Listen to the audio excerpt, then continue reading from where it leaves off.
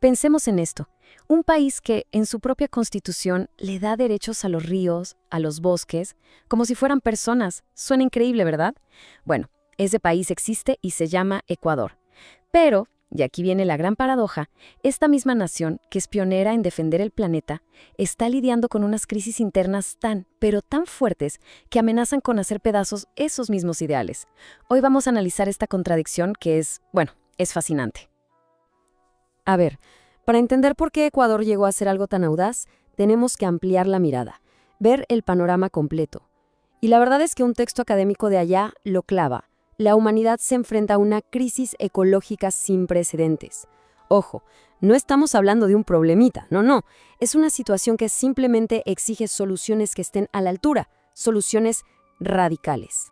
Y justo ahí, en medio de esa crisis, es donde nace una pregunta que de verdad lo cambia todo. ¿Y si la propia naturaleza tuviera derechos legales? Pero no derechos como si fuera, no sé, una propiedad de alguien. No, que fuera un sujeto de derecho en sí misma, con su propia voz legal. Pues bueno, esta es la idea radical que Ecuador se atrevió a poner en el corazón mismo de su constitución. Muy bien, entremos de lleno en esta idea que es francamente radical. Porque, a ver, Ecuador se ha vuelto un referente mundial, pero no por su economía o su ejército, sino por una idea potentísima escrita en su ley fundamental. El concepto clave, el centro de todo, es los derechos de la naturaleza. Para entender la magnitud, pensemos en la diferencia. Las leyes ambientales de casi todo el mundo son como reglas de tráfico para usar la naturaleza. Por aquí sí, por allá no, a esta velocidad. En cambio, lo que hace la Constitución de Ecuador de 2008 es darle a la naturaleza su propia cédula de identidad legal. ¿Qué significa esto en la práctica? Pues que un río, un bosque, tiene el derecho a existir, a seguir sus ciclos, a regenerarse, por el simple hecho de ser, sin importar si nos es útil o no a los seres humanos. Es un cambio total. Y claro, esta idea no flota en el aire, tiene raíces profundas en una filosofía que se llama el buen vivir, o sumak kawsay en quechua. Es otra forma de ver el desarrollo, un modelo que no pone el foco solo en el crecimiento económico, en el PIB y todo eso, sino en buscar la armonía entre la comunidad, la cultura y, cómo no, la naturaleza. Miren, este cuadro lo resume perfectamente. Por un lado, la visión tradicional, la que conocemos. La naturaleza es, pues, una propiedad, una fuente de recursos para explotar. Los humanos por encima de todo. Y por otro lado, la visión ecuatoriana. Un giro de 180 grados. Aquí la naturaleza tiene derechos. El objetivo no es explotar, es la armonía. Y lo más importante, los humanos no estamos separados, somos parte de la naturaleza. Es un cambio de mentalidad brutal. Pero claro, una filosofía, por muy bonita que sea, necesita leyes para hacer algo real, para tener dientes. Así que ahora vamos a ver cómo Ecuador intentó construir toda la estructura legal para sostener estas ideas tan revolucionarias. Ya hay que decir que el paso que dio Ecuador en 2008 no fue algo aislado, no surgió de la nada. Como vemos en esta línea de tiempo, en realidad es la culminación de un camino muy largo. Un camino que empezó décadas atrás, con hitos como la Declaración de Estocolmo, luego la de Río y que sigue hasta hoy con cosas como el Acuerdo de París. Todo este movimiento internacional fue preparando el terreno.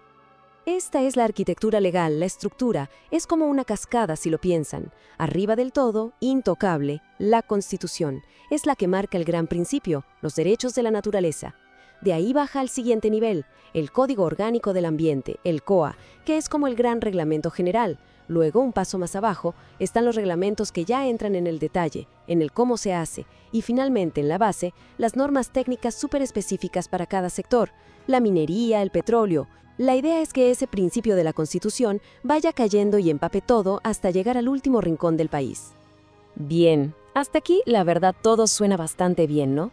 Un plan visionario, una estructura legal sólida, parece perfecto. Pero ahora es cuando la cosa se complica. Ahora es cuando dejamos el papel, las leyes y aterrizamos de golpe en la realidad ecuatoriana, una realidad muy, muy desafiante. Y cuando decimos desafiante, nos referimos a esto. Miren la lista. No es un problema, ni dos. Es una crisis sistémica, una tormenta perfecta. La corrupción rampante, una crisis de seguridad brutal, un sistema político que no ayuda, la economía estancada y encima la propia crisis ambiental y social.